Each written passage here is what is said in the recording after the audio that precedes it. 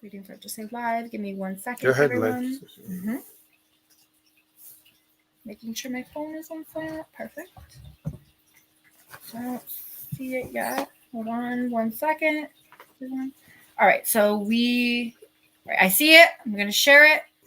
We're going to do a 30-second countdown, and we're going to start the show. Okay, Tim? I'm ready. I'll talk to you soon. All right.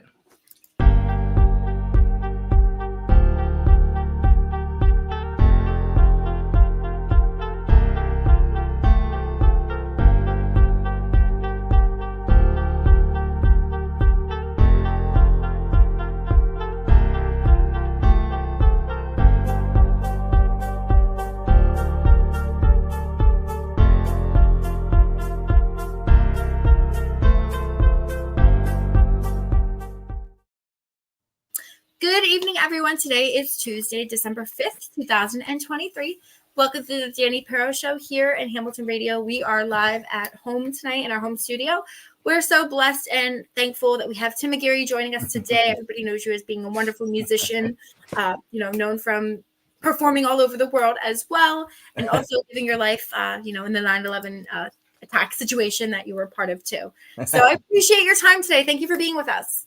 Thank you so much for having me. I'm so glad to be here. This is awesome. Yes, I'm excited to have you and excited to get started with your amazing career, where you started and where you are now. That being said, so we know you are a retired paramedic. I was retired. I was a flight medic and a paramedic, and then the organization I was with had us go to fire school. So then I became a firefighter, paramedic, and flight medic, and you had to learn everything, literally all the words of medics. All the fun stuff, but it was a great, I loved it. I loved the job because I was helping people for a living. You know what I mean? That's the thing. Of course, giving back too, especially for, your job, your time and duty of what your job calls. Exactly. So it was great, but it was a great career, and I had a lot of fun, and I retired. I can't believe it's 7 years ago. And I just saw my friend. Hey, Chris, people are saying hi, and Alan. Hi, Alan.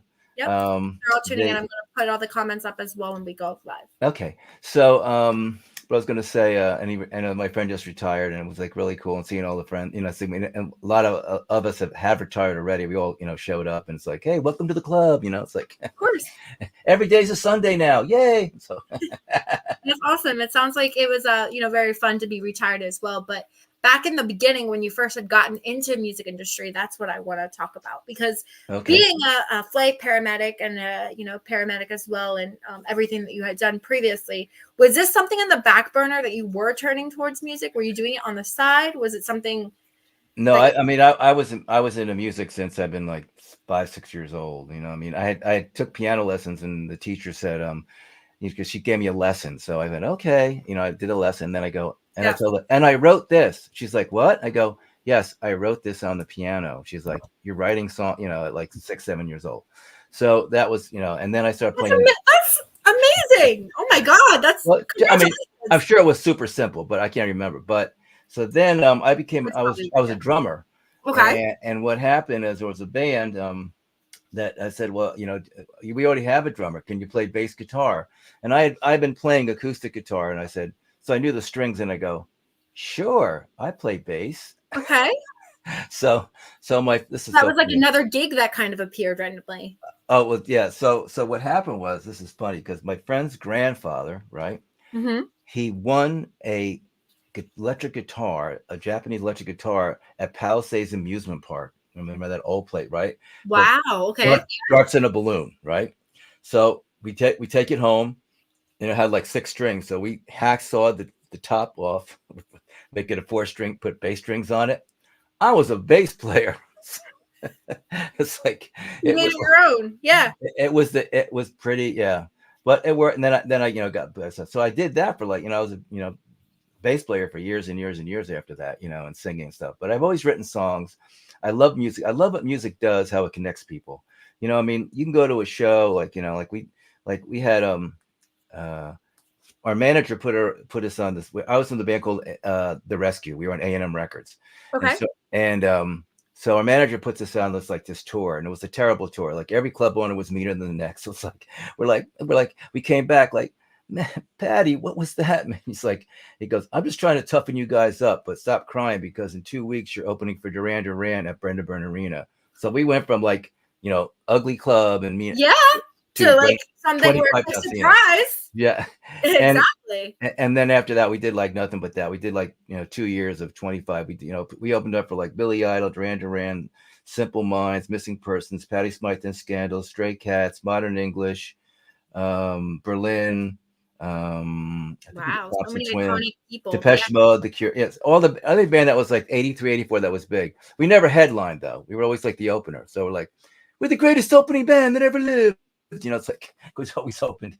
But what a great thing. But the thing is, when you get through 25, 30,000 people and you think about like everyone's like a little different, different race, different that, blah, blah, blah. But when the music comes on, everyone is one. Everyone is focused and just digging the music. Yeah. How that's like a spiritual thing to me. I mean, because you bring people together with music, and that's a universal language. I mean, when I was in Europe, I had a show in Czech Republic, and I was place I was staying, and the guy found out I was a singer, so he put this little show on like at the hotel we're playing, singing at, and about 40 people showed up. It was really great, like sort of like my house concert, and Mhm. I think out of the 40 people, I think 5 people knew English. So I have this one song called Three Shots of Whiskey, and they have to sing 2 shots of gin. So they all sang it, but I'm sure 90% of the people had no idea what they're singing, but they didn't care because they were having fun. They were having fun. Yeah. Yeah, Or so they learned the lyrics if they didn't know what they were. Now they do. yeah, they might now. Yeah, I think they explained to me afterwards. But that was really fun. So I mean, I love what music does, how like it connects people. I think it is and it's so like it's so good for kids too, like to learn music. I mean, concentration, math, timing, what I mean. Yeah. I mean, Very true. so many things. I mean, it's the science of it, the acoustic, the sound. I mean, you can go on and on. Goes, well, sort of young. I go, for we don't really 4.5, a little young. I go, Destin, play a funk beat, like doom.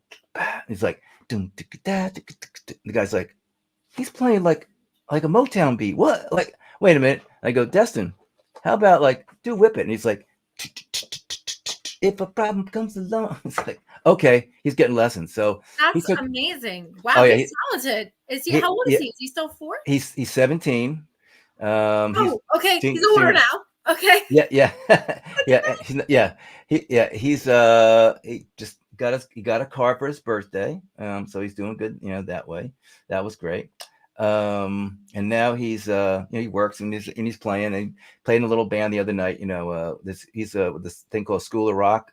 So Okay. Yeah. so he's done with that little thing for right now. But he's really good. I mean, the thing is, I mean, he could play with any older, but I'm sort of like, you're 17, 25-year-old rock musicians. Mm, you got to be like, I mean, I've been in that scene before, and I want him to be like what he's doing because he's a really Well, good it's kid. also because he started off when he was younger, right? So he learned the music. Oh growing yeah. up, or I mean, born around it. there's a band called Animals as Leaders, and it's like sort of this rock fusion jazz thing. I mean, they're Yes. like it's like off the chain stuff. This guy Matt Garza, the drummer, is just like crazy, and he sits there and he learns it like note for note. He's talented. Yeah, I Really know, talented. because this You guy's should put him in your band. yeah. Well, I would if I start touring again. I'd say Destin, You're come open. on. I have him. So, but I love that. yes. It's so sweet. Yeah, continue.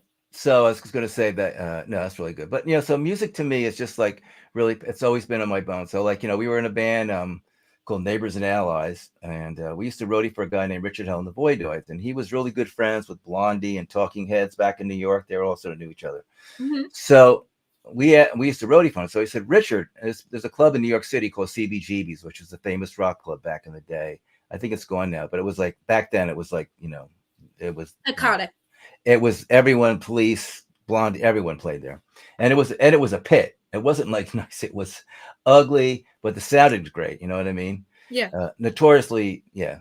But so what happened was, so we said, Richard, if we can open up for you, let's do a Thursday, Friday, Saturday night. We said, we'll roadie for free, and you can have the whole door. So he's like, so you guys will work for free, and I don't have to pay you, and I get all the money. And I go, yes. We just wanted to open, right? So Yeah. all 3 nights. Yeah. So we played Thursday night. We get off stage the first set, and we get off, and Rich is like, you guys are like really good. Like he didn't think we could, and we're like, and we were a good band. We practiced all the time. Yeah. So did he not feel like you deserved the credit at first? Oh And then no, that's not even part. The best part of the story is coming up. okay. So Friday night we go on, and we finish our set. And we had a guy, there's a band from Magazine. He stated like, listen, boy, I'll do the roadie out there. I'll roadie for you because David Bowie's out there and wants to meet you. We're like, David Bowie wants to meet us. We're like, we're like 5-year-olds at truck band, like, whoa. So yeah, fanboy, literally. yeah. And so like, and he was the nicest guy. Like, we sat down, had some beers, and blah blah blah. And we talked about music and creating. And I know a lot of other people that know him and knew him in like in situations with working with him and and being. They all have the same story. Just good person. And so at the end of the night, though, he went to the door and goes like, "What's that opening band getting paid?" And they go, "Oh, they're not." He took $900 out of his wallet and paid us. How cool is that? Yeah, That's a blessing. He looked at me. He goes like, "You want to be a rock star?" I go, "Yeah, guilty. Yeah, I did back then. I was in my early 20s. Yeah, of course I was. What do you think? But it was he great. saw the potential in you too. Did you do anything with Bowie afterwards? No, well, that band went, and then we were with a guy named Richard Goddard, and Richard Goddard did like the Go-Go's, couple Go-Go's records and early Blondie stuff, right? And then we couldn't get a record deal, and we didn't understand it because we used to get like 600 people show up to a show, back then. Now we didn't have all the social media, this is like posters and blah blah, so it was back in the day. Oh, I know, yeah. Right. So it was like albums and stuff, right? But what we found out is we did get a record deal, but Richard Goddard didn't think it was enough money, so he never told us. Sire Records offered us $60,000. I'm like, that must have been something, So yeah, but no. So that band broke up, and that's when I got in the Rescue, and other guys went to different bands, like Our Daughter's Wedding, and everybody went their own separate ways. Yeah. And the Rescue was great. So we were managed by a company called EG Management. They had Roxy Music and Killing Joke, and we were sort of and King Crimson. So we were sort of their American thing. But we went to England and did the record at Sarm East. Like Yes had just finished the Owner of the Lonely Heart record, like Owner of the Lonely. The day they walked out, the day we walked in, you know what I mean? So it followed them. Cool studio. And so it was, it's like, I'm from New Jersey, right? So like, yeah, we're gonna send you to England to do the record because what? I'm going to England? Yes. Yeah. I mean, is that your dream? Like as a kid, from the drill, like, I'm going to England to do my record, and I'm signed to a major label. I mean, that's pretty much like pretty cool, So like, I was like, oh my God, it was so fun. So that's like on your bucket list, right? Oh man, that was you think about all the bands that go out there and try, you know what I mean? And then you got to do, and even though we weren't like big famous, but we did play a lot of great things, and we had some pockets that we were popular in. But just to get to that, major label, England, touring for 2 years, we did nothing but 5 to 25,000 seaters after that Duran Duran one. That was the end of that, end of the club tour. No more of those, But and we had some like funny stuff, but it was great, and I loved it. And so music. So then, then that band broke up, and we didn't get a deal. And so I've always played, like, always write. I never stopped writing on the piano, stuff like that. And I worked a couple odd jobs. I was selling vacuum cleaners for Electrolux. Okay. How was that helping music? Was that just money? It was a lot of money. I mean, this is how many years ago, but but I was making $100,000 a year selling vacuums, and it's like they go like, "Oh, he's selling vacuums." Yeah. How much would you be making this year if you were still doing that? Or are you still doing I wouldn't do it anymore. The only thing about that job, okay, was the whole thing was all about money and Rolex watches and that kind. It was like, and I don't have a watch. This is the only piece of jewelry I have. My wedding ring. I mean, I'm just not. That's not my thing. And after a while, and then I was a manager for a while. And we made some stuff, but it's that is gone now. They don't. No one does that anymore because you can't go anywhere. You can't knock on doors. You'd be afraid you're going to get shot. So forget that action. Got it. Was it more commission too? Yeah, I mean, it was. I mean, we had. I mean, what I had is I had a machine that would dial 1,000 numbers a day. And then, and I had 3 of them. So I'd get a 1 to 2% response. So that's anywhere from 30 to 60 people calling back, and I give them a free rug shampoo, and I would do it. I would go in, I shower the back, and I shampoo the rug, and they did come out good. They were like, "Oh my god, it looks so great." So I sold a lot of them. You know what I mean? And I was like, and it was good. Me and my wife went on a lot of trips and stuff. I won 4 cars. I mean, yeah, it was But the thing is, and You're then living after the rock star life, Mr. Tim. Literally still are. It's amazing. Oh yeah. So then I come here and I'm doing music, and somebody and I did my first solo record down in Memphis at Arden Studios, and that's a famous studio, like anyone from like Led Zeppelin to Bob Dylan, everyone, Allman Brothers, everyone down there. And John Hampton was the producer. Sadly, he passed away, but he was really cool guy, and we were friends after that record. But he did like the Gin Blossoms, had all their big hits and stuff like that when they were really big back, and I so we had did that, and that was the Authentic Memphis Sandwich record, and I did that. And I had some guys from the guy from Fiction playing the drummer, and another guy bass player, and I did most of the acoustic guitar. My friend Eric Halbig did all the lead guitar stuff. He's an amazing guitar player. He's from Nashville. So I did that one, and then and did a lot of the band was called Wonderful Johnson. You know what I mean? It was like everyone's going like, huh. Of course, they went right to the gutter with it, but it really was. There was a guy that was one of my patients. His name was Wonderful Johnson. His brother was named Innocent Johnson. Yeah. I go, how cool is it that you're called wonderful every day of your life? You know what I mean? Talk about an affirmation, right? So beautiful. Actually, so positive, honestly. Especially exactly. Just to preach. Yeah. So we did that one, and then we did a second one. And then people saying like, you should go to Nashville because you write songs all the time. So I then, okay, well, I'll go up there. So I sent some songs to my friend Mike Kinnaman, who's a good friend now. But back then I sent him some songs. He wasn't too impressed. So I was in town where they're doing a festival up in Nashville. We did a concert in Atlanta, and then we went up to Nashville. And I said, Mike, I'm in town. Can I just come in? So he goes, oh, well, you can get a guitar up a writer's room raw and come out, and you can play one verse, one chorus of one song. I'm like, okay, no pressure there. So I had this song called Hole in Me, and it's a beautiful song, and I played it, and he loved it, and he goes, keep playing. And then that night took me to this party, and it was like Dobie Gray was there, and they had all these like high end like producers and and art and record people, and I'm like, oh my goodness, and my wife's with me, and like so Mike goes, go ahead, go up there and play your song. Like Mike's going, are you gonna go play the song for those people? I go, yeah, man, I'm here, man. I'm this was all plans, like you don't know. Yeah, but it was so we did that, and me and Mike are actually best friends now. Like we've been years back. But the thing is, so he said like you're not really there yet, but you have the goods. So he said so what happened was I took me about 2 years. Like I thought like because I'm a songwriter, I had record deals. Yeah. I know what I'm doing. I knew nothing. I went up to Nashville, I got totally schooled. I was like, these guys are serious songwriters, man. There's like every little thing. And I learned so much, and it took me a couple of years. I'd just go up because I was still working as a paramedic. And the way our schedule goes, it's like, you're working 10, 24-hour shifts in a month. So, you're on one day and off 2. So if you took a vacation day or 2, and then I used to do a thing where I could swap, like I'd work somebody and they work for me. Right. Yeah. So I get like 2 weeks. So I'd run up there and we'd write about, I don't know, 20 songs in 2 weeks, or sometimes more. With co-writing. That's amazing. And I learned so much. Right? Like the encouragement to write, or you already had that?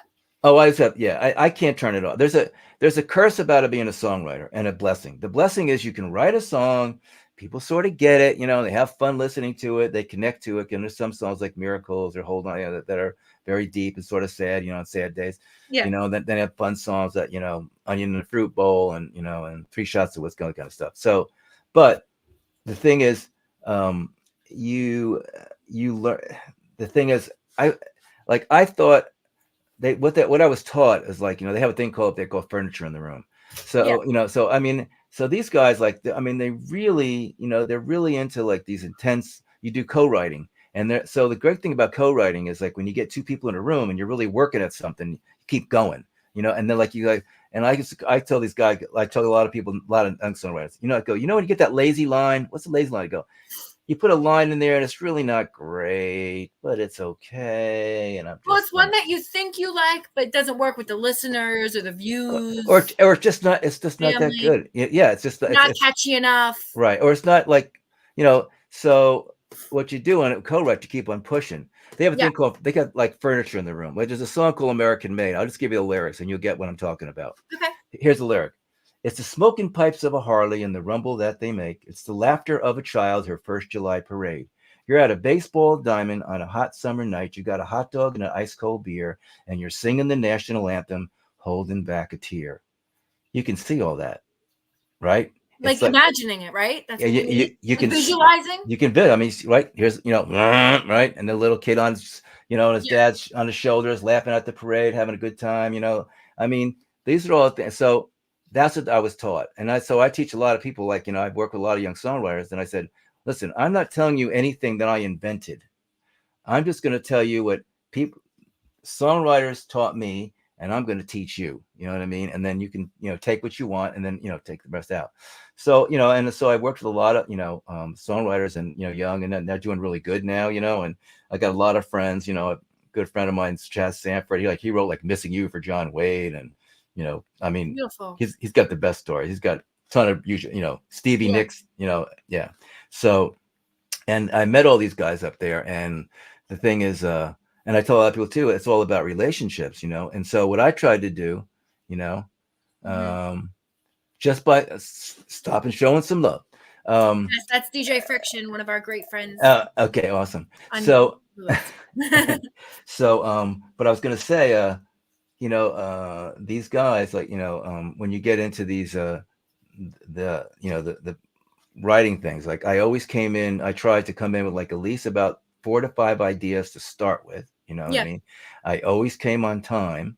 And then also too, it's like, you have to sort of like sometimes you'd have 3 people in the room, right?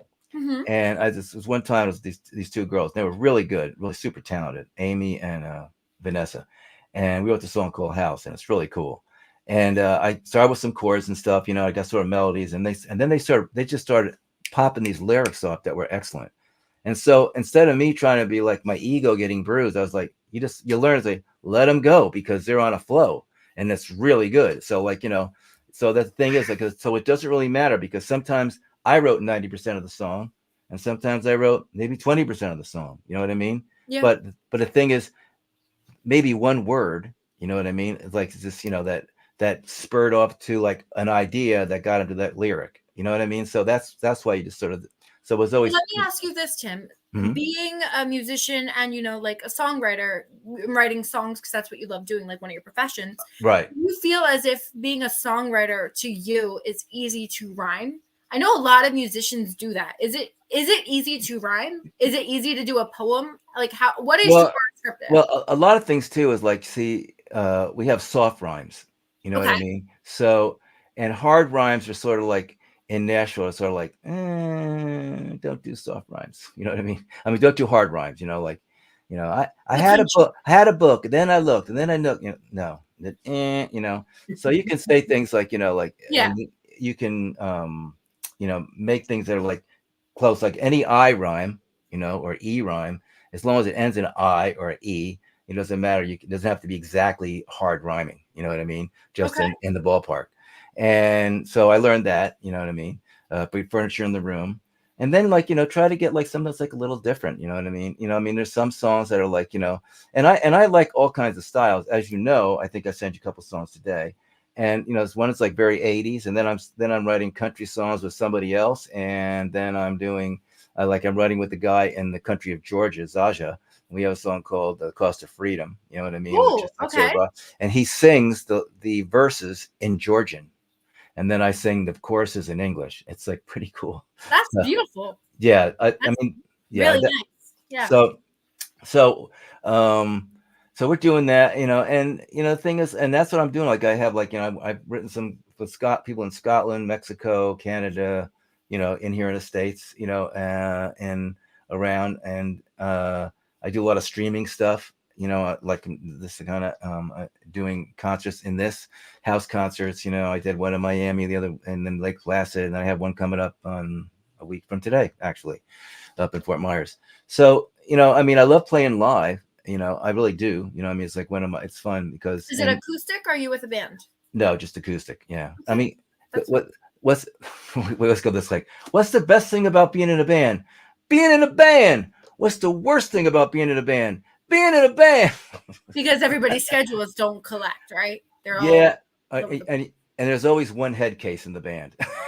Like, that's like, well, I'm like, oh man, no, you're not doing this to me now. Oh, why do we have to do this? Why can't we do this? Oh, this sounds so much better. I can't a negative play. person. Yeah, I can't play in a smoky environment.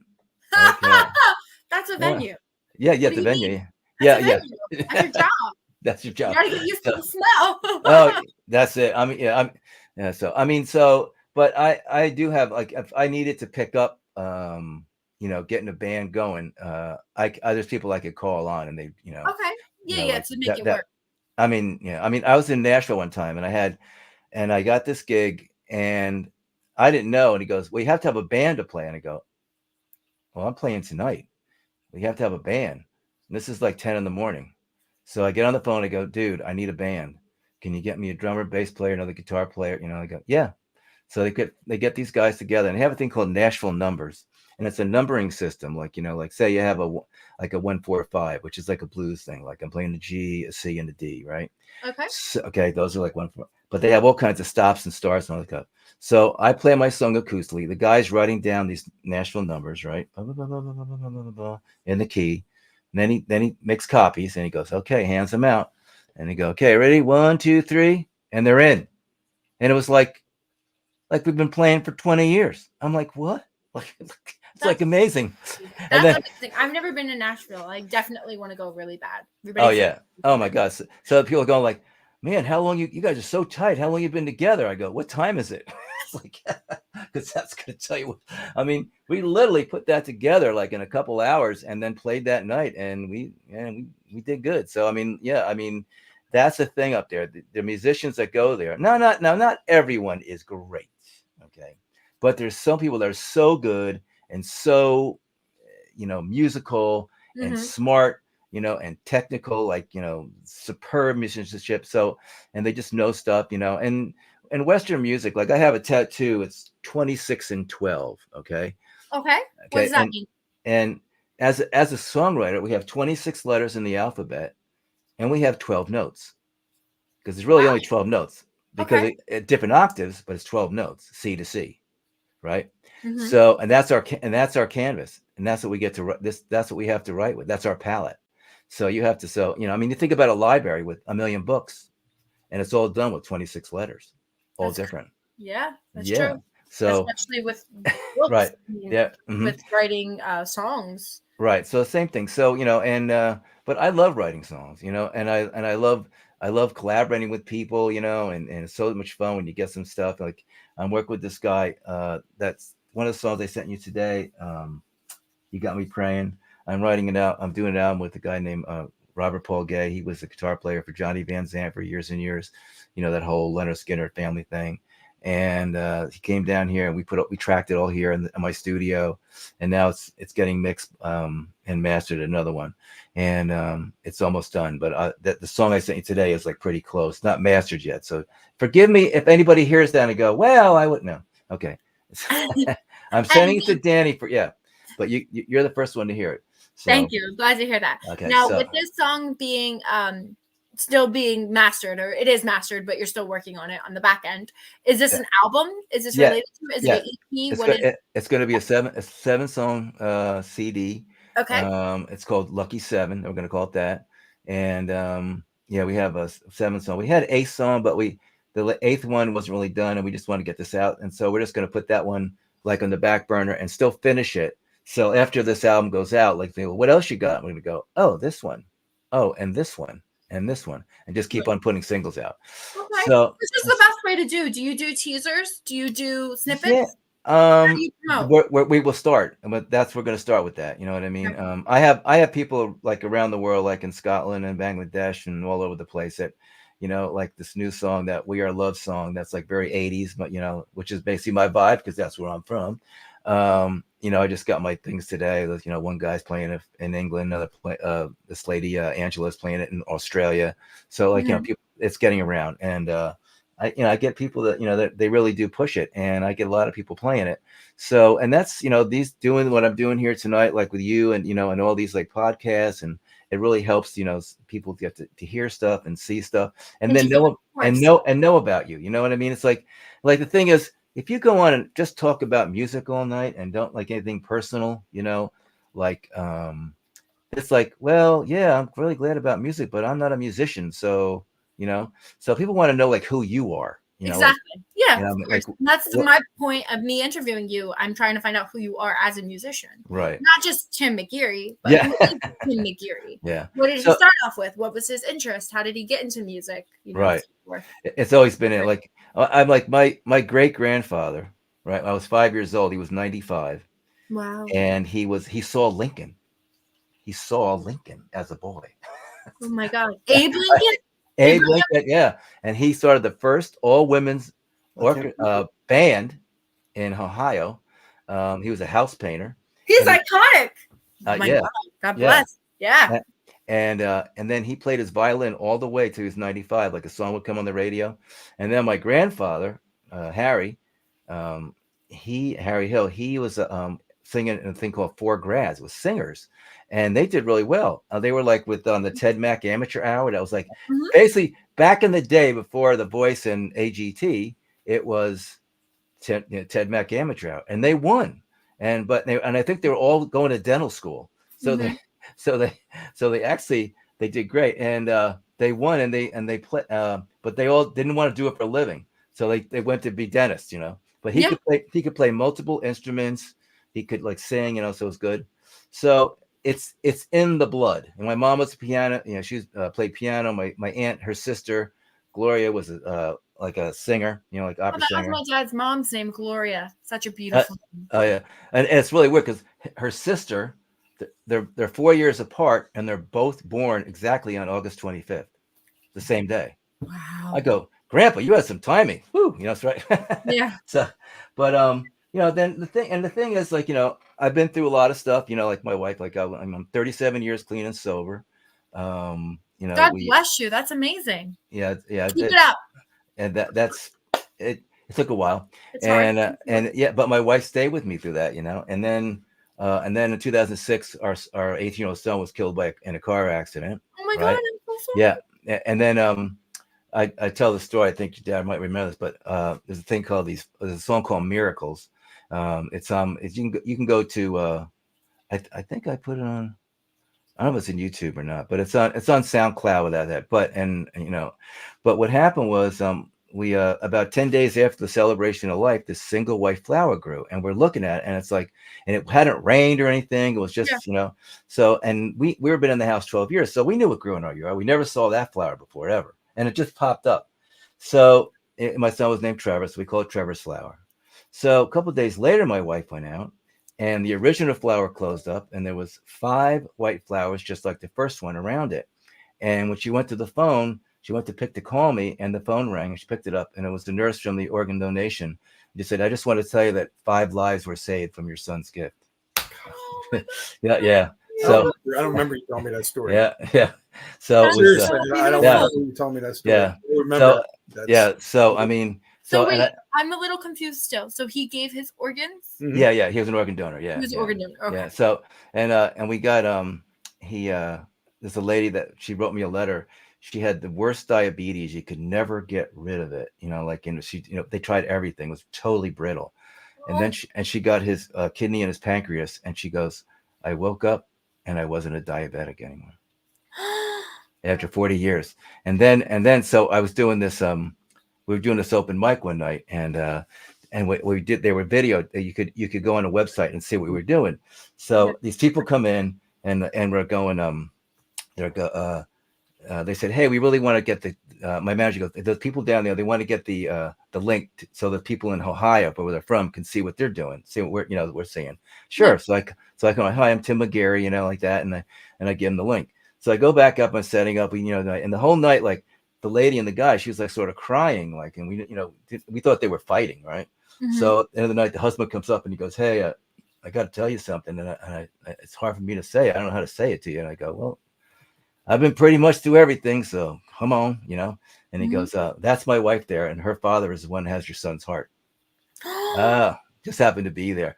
They figured it out because they when the accident happened, it was like they knew he got the heart from some kid, 18-year-old in Naples, and was on the paper typed to Mcgeary. So they're like, they put 2 to 2 together and like, oh my God. So yeah, I mean, so many beautiful things. I'm just talking to a friend of mine. He just lost his son, and he's going through a tough time. And it's sort of funny because when you, for some reason, it's like I've talked to so many people that have lost children. It's not like I've tried, but just the universe says like, you need to talk to them, and they need maybe to you're talk supposed to to you. do something for it. Yeah. Like God sees you doing something within your music, maybe Well, I mean, the thing is, like, I try, like, see the way, like, as paramedic, that's what I do too. Like, I think your time is chosen before you come down. You know what I mean? And so, like, when I used to do, like, and I have, it's got some, crazy life, like, I had, like, my first serious call was a 1.5-year-old drowning, and we got him back, got him back. So that kid lived. I never thought it was like something that I did. I was just trained to do what I was doing, I could do to make this person survive. But I didn't make it like I was the one that got them to live. I said, it's sort of, to me, it's like the person upstairs says, it's your time or it's not. You know what I mean? So what they wanted, what they saw in your future, what is presented and coming to you now is what the universe or yourself somewhat manifested into something in your career. Exactly. I mean, people say like, I'm super lucky. I mean, when I was in the middle of my addiction, how many times I should have been busted and somehow didn't, and it was like a miracle I didn't. But if I got busted, I would never have been able to be a firefighter and a paramedic. So I'm thinking about, like, sometimes, like, say like God's got a plan for you. Yeah. You know what I mean? It wasn't exactly my plan, but now I'm thinking about, like, what a great plan, because I learned so much. And then you get empathy, and that's, and I think that's important in art, right now. You know what I mean? Like, to be empathetic to people's, and it's like, I think, what's to say, Robert Colbert was on, and he was saying that, like, pain, like, is a gift, and we have a song called that, because the thing is, unless you go through that, like my addiction, I'm grateful. I say, God, thank you for letting me go through that experience, because I've helped so many people that have addictive problems, and unless I went through that, how would they ever listen to me, right? How would they, if I didn't go through that, how would I understand how they feel? You have to have a chance to help them reverse the situation that happened. Right. Well, and I will say, like, at my son's celebration of life, I had these people come up and they go, "Hey, remember me 10 years ago? And you sort of helped me out. Well, I've been clean now, and I got a family, and I got a house." Yeah, people come up to me like, "Yeah, I mean, that I forgot it." I was like, and it's nothing that I did. It just, sometimes it's that one thing you say that just goes, maybe they're done, done with that. I mean, that, and then the thing is too, I can really read through people, some of their bull, when I like, I go, no, that's not what happens, because I've been, so I try to, and so I know I'm empathetic, but, like, I can be, I have to sometimes, like, stop them, you know what I mean? Because, listen, I get it, you know what I mean? And, like, and then they go, "Well, you don't know what happened." I go, "Oh yeah, I went to 2 rehabs." You know what I mean? Into, like, being a therapist for this? Well, I'm the oldest of 10 children, so you were the therapist. And I have 5 sisters. I had 5 sisters named Mary, so, like, that was, Irish Catholic. We call them by, Mary Colleen, Mary Ann, Mary Joan, Mary Patricia, Mary Catherine. All right. Okay. So yeah. So how did you know which one was Mary? That sounds very confusing. Yeah. We just called them the middle name. It's Colleen, Annie, Joni, Mary, and Patty. So they'll call them the middle name, but it's funny. Got it. Okay. So, and yeah, that was almost a 10. And I see, I've had a lot of stuff, because when I was 3.5, my brother Kevin was killed by a car, 2 years Oh old. my God. And what happened was, my parents, and I don't blame them, but they thought the best thing was for me is to get me out of the house, and they took everything of my brother's out of the house, and then I went back in the house, and he was gone, and all this stuff, and we never talked about it, and I've been angry, I mean, my mom tells me this story. I was in kindergarten, and we had this teacher, her name was Mrs. Ostergren. Right away, Ostergren, it's like, she's not a nice kindergarten teacher. She was mean. So if you colored out the lines, you put a giant red X on your paper. Bad, wrong, right? So Yeah. she sits me next to this little girl. She goes, now look how nice she colors in the lines. And what did I do? I spit on her paper. So like my mom's going, oh, this guy, this is the one, and he's the oldest.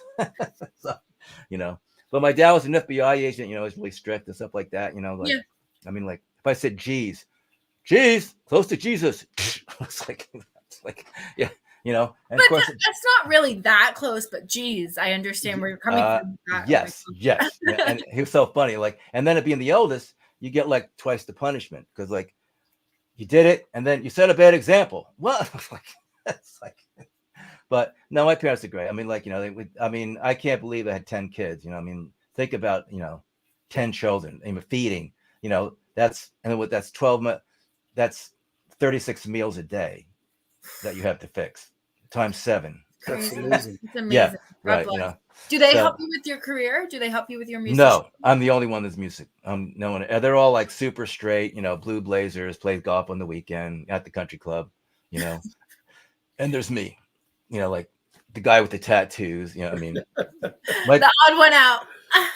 my poor dad, when we went to England, the manager brought this like this, it was a real hip hair place, so they did is like, they made it like black and blue. Right. So I came home, out of England, my dad, like in New York, and he's pretty straight, and he had this business, and we used to go to this place called Mike Minucci's, which is a sports bar. And like, he sees my hair and he goes, we're not going there anymore. Not with that hair. So he's like, no, we're gonna go over here now. The blueprint. No one really cares back there. I go, Dad, I'm your rock son. You have to have 1 out of 10. You know what I mean? I'm like, come on. You can't all be like it. Something different. Yeah. Yeah. So definitely. Yeah. But it's a good family. I mean, like, they were great for us. Like, my dad was 95, passed away. My mom was 90. So I know I got a few more years, I guess. And I'm healthy, and I go to the gym every day. Me and my wife, we cook all our own food, so we we take our vitamins and do everything we're supposed to do and exercise. And so I just want to live quality, and now we're doing a lot of traveling. That was really fun. I love that, and that's why I love Europe. I mean, and Spain. Like there's in Cordoba, Spain, there's a mosque and this cathedral put together, and I'm thinking, wow, maybe that's the way it should be. You know what I mean? But the building is incredible. It's giant and it's beautiful. And it's like, the cathedral is beautiful and the mosque is beautiful. And it's just like, and it's just, it's just incredible, So, and like, you go to these, like in Trier, Germany, there's a bridge that the Romans built, right? Mm-hmm. 2,000 years ago, this bridge is, and they still use it. There's 18 wheelers going over. I'm going, it's 2,000 years old. Oh. And in Rome, there's a thing called the Forum, right? It's like those old temples, and there's this door there. The door is 2,400 years old. That means it was made 400 years before Jesus was born, right? Wow! And it's still in condition. And the locking mechanism still works. I mean, those Romans, man, I don't know. They figured it out. It's like, and you see these aqueducts that are like 2,000 years old. They're not coming down. They're like solid. It's like everything is perfect. That's awesome. And you see these like, and then you go see these like these cathedrals that are like 700, 800, 900 years old, and you're thinking like there was no automatic tool. This is all done by hand in stone, and it's 800 years old. It's like what, like, yeah. Mm-hmm. And the food. Oh, we were in Carcassonne, France. We woke up on Airbnb, and there was a French farmers market across the street. I mean, it was like 30 feet away, and it was a dairy guy. So for breakfast, we had fresh baked French bread, from French Bake, right? Fresh picked strawberries from the farm, and creme brulee. I'm like, now that's a breakfast, man. Come on. so That's delicious. very French. Oh yeah, that very French. Yeah. So yeah, but it was we and the thing is, some people are like, oh, they don't like America. Yes, they do. If you're nice, you're not. They're nice. It's I mean, just learn the words. Merci in French. Obrigado is thank you in Portuguese. I mean, just learn the nice hi and thank you and please and be we were in Marrakesh, and it was during Ramadan. So and no one eats till sunset, right? Mhm. So we're like, so I told the guy, I said, listen, I know we're Westerners, so like, and if we can't find something to eat today, we'll deal with it. We'll do, what I mean? Because it's your custom. But I said, but if there is a place, just saying, if there is a place, the West, she goes, I know a place. He goes, oh, I got you. So he takes us down all these alleys, right? And we're going down, and then they open these two doors, and it's this beautiful courtyard, has 2 orange trees in it. And they had this tangine chicken and cucumber sauce and these vegetables. Oh my God, it was so delicious, So, and so I know, getting hungry, right? Yeah. So, yeah. Dinner So, time. yeah. So, but so I mean, and the thing is, and we've had such good experiences, in Europe and stuff like that, and It's beautiful. yeah, Yeah. my wife does this thing she calls the smile test, and nothing to Marrakesh. When sundown, when the sun goes down, the whole city of Marrakesh prays for world peace. The whole city, and you hear it, and it's just the whole city's prayer, chanting. It's like amazing. You're talking about thousands and thousands of people praying at one time. There has to be some kind of power. You know what I mean? Right? Yeah. So yeah, it was really. I mean, it was. We were like, wow, And then I did this picture. I'll send it to you. There's this cloud, right? And you look at it, and when you open it up, it's a lion's head. And you're like, and they go, what? And I go, I know, right? I mean, you'll see it. You'll say, that's a lion's head. It's like, yeah. And but so we just I don't know. I really, I love people. I love, most people, like I said, most people are good. Yes. So many random acts. I mean, just like we were there for weeks at Ground Zero. We set up a tent, and the last day we're there was Columbus Day. Okay. It was Columbus Day parade, and now no one knows this, but 900 people from Oregon got together, flew to New York City to spend money and support New York, and they marched with us in the parade. It was so cool. Wow. Now think about logistically putting 900 people on planes all at one time to come in. How was that hidden? I never forget it, and then, like, we were like, when we went to the Katrina, we had what they do, they flew 5,000 people out to Kelly Air Force Base in San Antonio. Okay. This giant lot, this the biggest building, like, and they put bombers in there. So the thing is just enormous. So they had cots, and they finally got air conditioning. We did everything we could. But it took us 2 days to get out there. So we were at this hotel, and there was about 20 families that, like, basically ran out of money. And this guy came by with his visa and says, I will pay for all these families till they find a place to go. You never heard that too? I mean, I on and on, and I could tell you a ton. What you were saying a little bit off air too, and I'm not trying to get political, but anyone that's tuning in too, the news doesn't show the truth. The news shows garbage and just fights. Yeah, I mean, they play on fear. Exactly. And that's why I don't watch the news. I don't even watch the weather. I ask Alexa every day what the weather is outside, and that's pretty much it. Right. Well, that's what We Are love song's about. Yeah. Your future can be your prison if fear is your fix.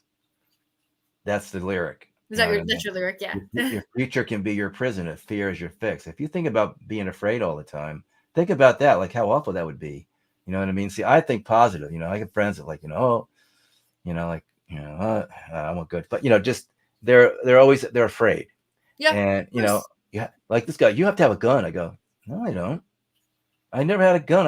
I worked in South Bronx when I was 17, giving free lunches, driving a truck into the South Bronx. Like, and anybody, that's not a good area, isn't it? No, not probably the worst in New York at that time. Right? Yeah, no, it's bad. We're talking South Bronx. So, and I never had a problem. I never had a gun, never had a knife, none of that stuff. So, I mean, God was by your side. That's why. Well, God, and the thing is, you know, it you attract what you get from the universe. I mean, Of course. I believe in that as well. Yeah. I mean, you do good, you feel good, you're positive, you're nice. I mean, what happens is like that's the stuff you attract. If you're fearful and negative, then you attract that. You know what I mean? And I don't want to attract that. You know, me and my wife, we went through enough stuff in our lives. You know what I mean? To make us, to try. And I'm like total optimist. I'm like my wife would tell you, like, when we had to build this house, I lost the company, so I didn't get to that part of it, and I had to bankrupt myself for $1 million. We lost our house. So we're like homeless. We finally found a place to get, I had a wife and 3 kids and a mother-in-law tagging by. So, we had to get this house. And she's like, well, we're not going to get that mortgage. I go, yes, we are. We're going to get them. Because you had to stay positive about it. She was having a hard time thinking. Oh, yeah. Yeah. It's like, yeah. So, as long as somebody in the relationship can steer straight, it should be good. Yeah, well, I mean, and she's like, she does all the bills. I don't touch money because I'm bad with money. I mean, I'll put $1,000 in my pocket, and I guarantee by the end of the day it'll be gone, and I won't tell you what I spend it. So I don't give myself that chance. Well, I'm better now. I didn't have a debit card all through the times I was a paramedic. No, I don't want anyone. Credit card? Did you have a credit card? No, I didn't. I had cash. You know what I mean? I didn't give myself. I didn't want to do it because I know how I am with money. I don't care about it. I mean, and she's really frugal, and that's why we have savings now, and we don't worry about money anymore because we've got our bills down to a really nice place, and we have money in the banks and extra. So like no, because we did 40 years of paycheck to paycheck, with the kids and the other thing is the first time me and my wife have been alone in 40 years. Like we're actually like, it's just you and me. Yes. Yeah. They're all gone. 2 plates, 2 forks, 2 knives. That's it. Easy cleanup, So, and my kids are good. One's in Philly and one lives, pretty close to us. She's going to school. You're in New Jersey, you said? What town? No, well, I'm from New Jersey, but I'm in Naples, Florida. Okay, where did you live in New Jersey? Englewood, New Jersey, and Norwood. Englewood is like George Washington Bridge, Fort Lee. Okay. There's Fort Lee, and then there's Englewood Cliffs. No, near the GW Bridge. Oh, so you were north. Yeah, north. Yeah, like pretty much. And then we moved. Then we moved to Norwood, which is as east and north as you can go in the corner. Okay. Like it's right next to Japan, New York. So we lived, near there, for the last part. Like, but I basically, I was, I didn't stay in the house a lot. Being the oldest of 10, it was noisy. I mean, to the day I was like 16, it was always a crying baby in the house. Always a crying baby. I was like, to this day, when I hear crying babies in movies, I go, it's like, because, but, I mean, I basically, when I was 15, I stayed down, I went with a friend of mine down the beach. And so he went home and I got a job being a busboy and stayed at this old Coast Guard station, like for the rest of the summer. And I worked, and it was like, it's great. And then I went to high school. Well, I went to a Catholic high school, all boys school. So I got kicked out. Mm-hmm. No. I wasn't a good boy. I wasn't a bad boy. I just didn't do what I was supposed to do. So then I wanted to ask you real quick as well before we get close to ending the show. Mm-hmm. How did you meet Caden Gordon? I know he was one of our referrals as well for this amazing show. DJ Gordon. I'm not sure how I met him. Somehow he contacted me. And I don't know how it did that. And then and I've given him some other clients too, and stuff like that. So he's, he's happy with me, and he's given me so many opportunities with these podcasts and DJs all over the place. It's just like, so I'm really psyched. It's great. Yeah. He's a nice kid, and I've told a lot of people too. I said, listen, he does get stuff going. You know what I mean? He's, he gets out to a lot of stations, and you can do these podcasts and these interviews, and you meet a lot of people, and and they can really they can help your career, and people get to know who you are now, like we talked about. You can benefit from it, of course. Yeah. So but yeah, he's a good kid, and he works hard at what he's doing, and he makes and the people that to deal with him really like him. You know what I mean? He does what he says. And that's what I tell people. I say, if he says he's going to get it out to 7,000 station, he is. it will go out to seven, it'll go out there. And then like, and if your song, so yeah, and I work with a couple people like him, and I work with this guy Liptu is in Bangladesh. He does a lot of my YouTube stuff. And then I work with other DJs around the country. Robert Saunders does a radio show, Deuce Music. He gets his stuff out. Robert Saunders, we have some of his guests coming on this next year as well. Yeah, he's a good guy. He does. I get a lot of stuff, and not only that too. I get referrals from every single person. After we have one guest, it's somebody else. Oh, I was referred by this person. It's like, here you go, next month. Right. Yeah. So, but it's it's great, and it's like, and I tell a lot of young people. I said, this business is about relationships. Yeah. It definitely is, and networking all the time. You know what I mean? And and the thing is, who's the next artist who we can help and push them into their next career. Yeah. Right. Well, and I'll tell you something else too. Like I'll tell you real so. So I play. My friend had this thing, and he said, "Hey, listen, can you come and play with me at one night? Close the show up in Nashville." And I said, "Sure, I'll come up." And end the show. And I had done, like 3 co-writes. So my brain was fried. But like pretty much, if I say I'm going to show up, I'm showing up. So I show up. We play our little thing, and we have guitars on our back. And we walked in, and 7 women and a guy walk in. They go, "Hey, we want to hear some music." And I'm like, "Oh man, okay." I tell you what, I'm not going back on the PA. I said, sit your chairs around in a circle. We played about 4 or 5, 6 songs or something like that. And I had a couple CDs left. And I said, listen, here's my last one. And I handed this lady, you can have this. And she goes, "Thank you so much." She goes, "I didn't tell you that I work for Luke Bryan. So what song do you want me to pitch to Luke?" You know what I mean? My God. Yeah. So the moral of that story is you never know who you're going to play in front of. You know what I mean? And what happened to it? Don't know. I don't know. Did you tell him what song to pitch? Yes, there's a song called "The Church," which would be like, because he's a pretty straight shooter, and I think this would be it's a really cool song, and it's this old church that I passed on 24 all the time, and I wrote with this guy named Lee Bach, what I mean, and he's from Canada. His great grandfather is Johann Sebastian Bach. I know, like, really? Wow, so yeah. So it goes that far back. Oh my gosh, you have the connections, Tim. They say, like, don't be a name dropper, but had a name. I go, dude, I always name drop this one because that's a biggie, I mean, Johann, but he's a really nice guy. He's a good songwriter. He's a great songwriter, older gentleman, and we wrote this church. And what happened in Nashville, like a lot of things have like been torn down, like on 17th Street, they had all these publishing houses. They're all gone now. It's all condos. And so the song's about this church after 100 years getting torn down to be built something else over it. And it's like, oh my God, but it's, it's a song. And so, people, and a lot of people, that's one of their favorites. They've had people cut it, and do some other stuff on it. So it's fun. I don't know. I mean, and I've had a lot of people cut my songs. I had, William Shatner did it with Jeff Cook with that song, Wrong Number, which is a song about like every time death comes calling, I tell him wrong number, which is appropriate for a guy who's 90, right? So sort of works. And but I've had, So, but I mean, I love songwriting. I love what it does. I love the people I've met. I like meeting you guys. Your dad's great, and you're nice too. So thank you. And I like meeting people and having fun and making people laugh and and have a good time.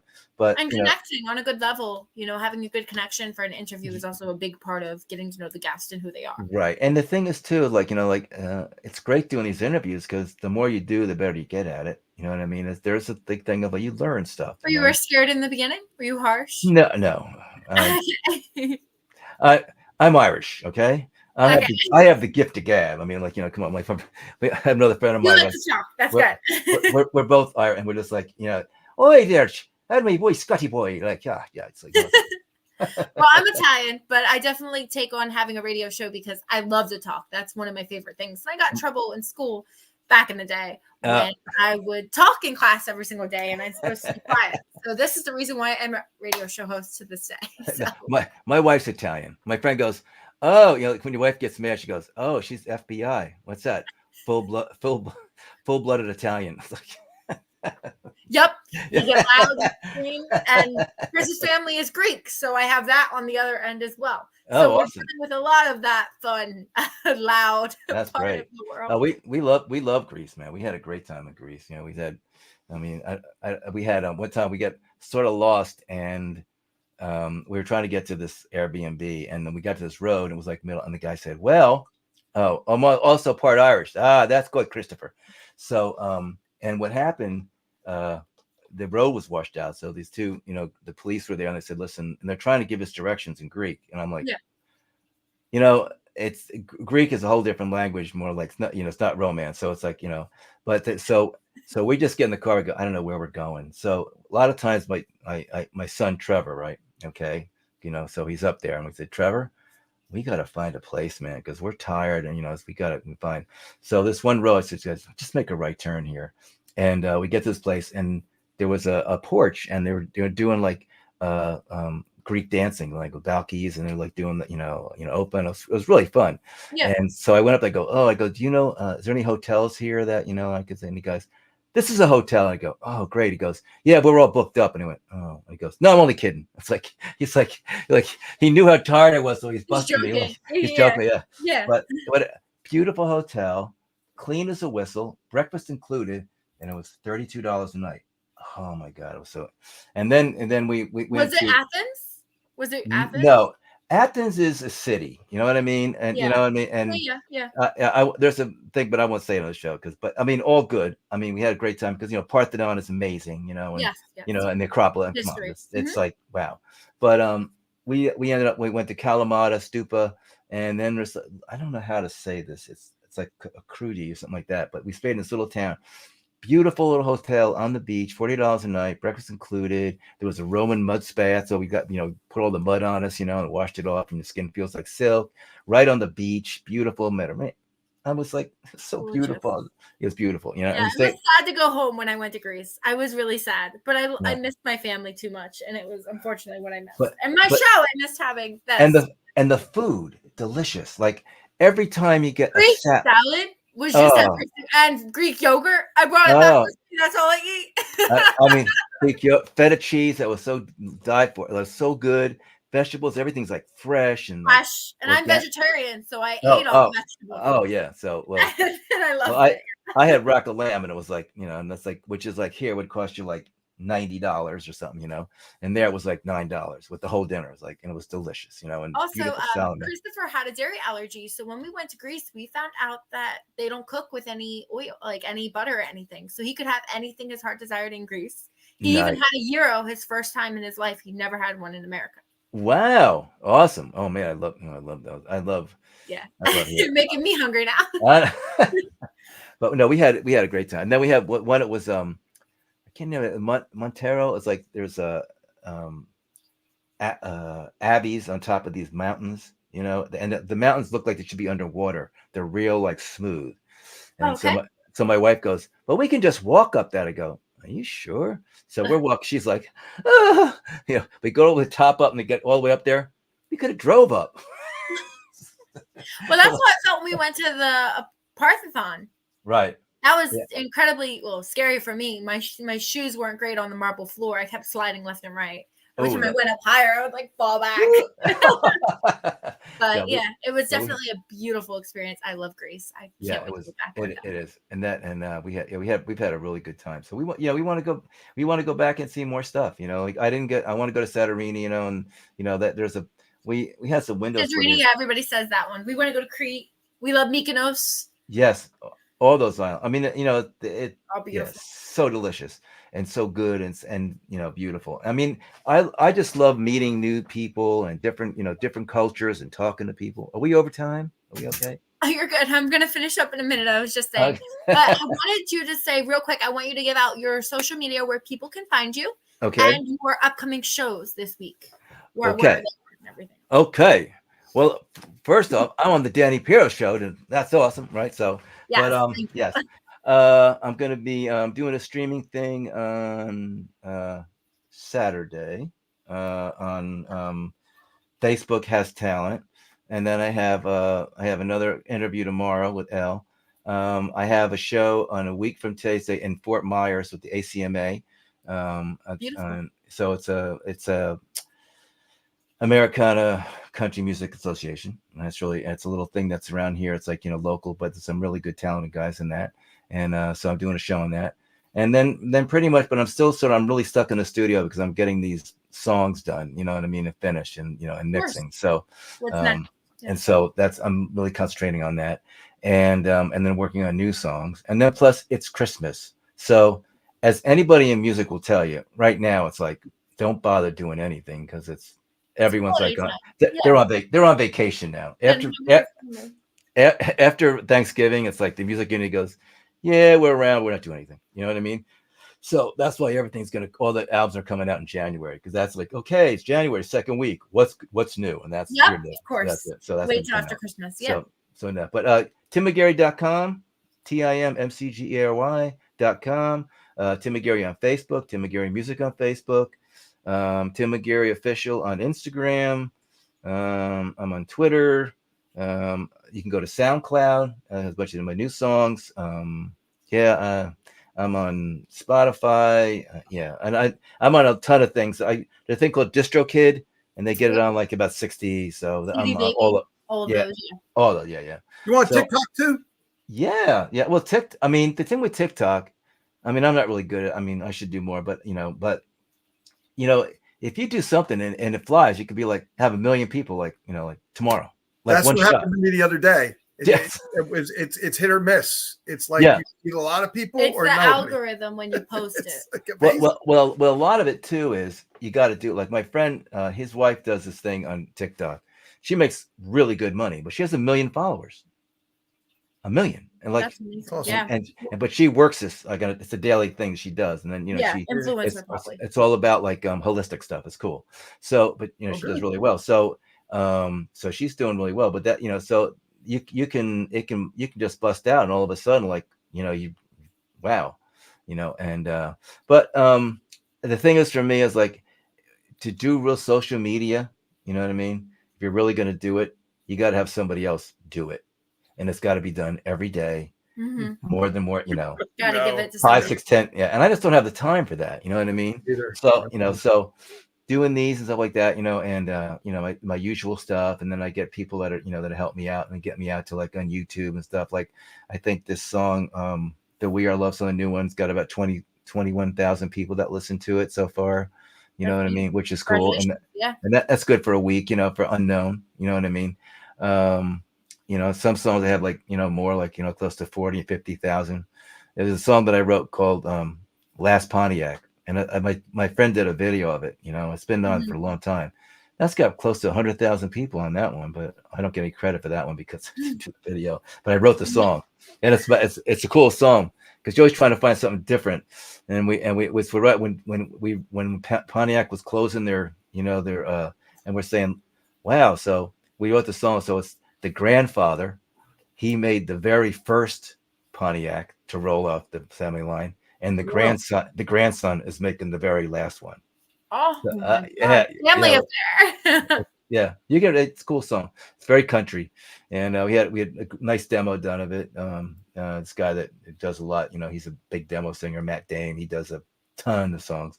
He's got a great country voice, so he did he did a great job. But that's the other thing too. Like if I do a country song, I don't sing it because I'm not a country artist. You know what I mean? Yeah. So if I sing it, I can sing like country, and I'll sing like an idiot trying to sound country. So I gotta. You don't know. You might get picked up for it too. Yeah. Just for fun, Yeah, but so if I do a serious demo, I have somebody that really is a real country singer. You know what I mean? Would do a collaboration with someone. Yeah. Oh yeah.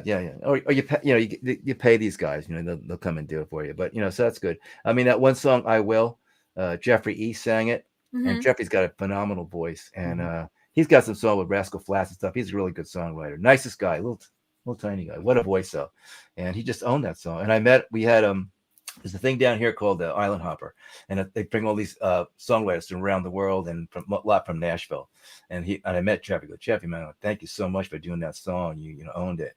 Because that's the thing, and he said, well, it's easy when the song's good. But the thing is, when you have somebody sing it, you have to believe that they believe it.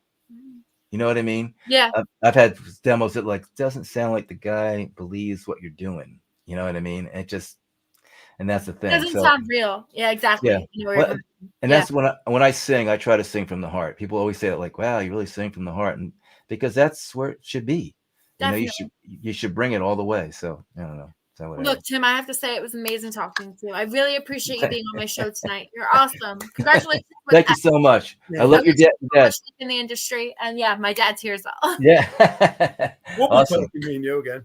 Yeah, talk to me again, man. Like, and tell me what you think of those new songs I sent. All right. I'm going to be playing them. The first part, I love. Listen, I can tell by 3 to 5 seconds or the first couple minutes of the song if I like it or not. And usually, first 3 to 5 seconds, if the music gels with me, if I feel that vibe, and I love it. I love it already. Awesome. I can tell you that. Okay. Well, I'm glad, and I have a lot more coming. I have when I get this album finished, I'll send you the CD and stuff like that. Me and Robbie, and maybe me and Robbie can do a collaboration, an interview, maybe both of us at the same time. That'd be fun because he has some stories, and I'll tell him to tone it down because some of his stories, like, dude, easy now. Yeah. This station is PG, okay? we are family friendly. Family friendly. Yeah. Family friendly, exactly. Thank you so much. I hope you have a good rest of the year. Merry Christmas. You too, man. Merry Christmas for you guys too, man. Happy holidays to you guys. And we'll be talking soon. And as I get new songs up, I'll send them to you and see if you want. Okay. Send them over to Chris so we can play them on the station. And then if you have any other questions or referrals you want to send our way, you can do that too. Oh, okay. I got you. Other friends and artists you have. Okay. Thank you so much. Okay. Thanks, guys. Thank you so much, Jim. All right. All right. Bye-bye. Everyone. Bye. Can I?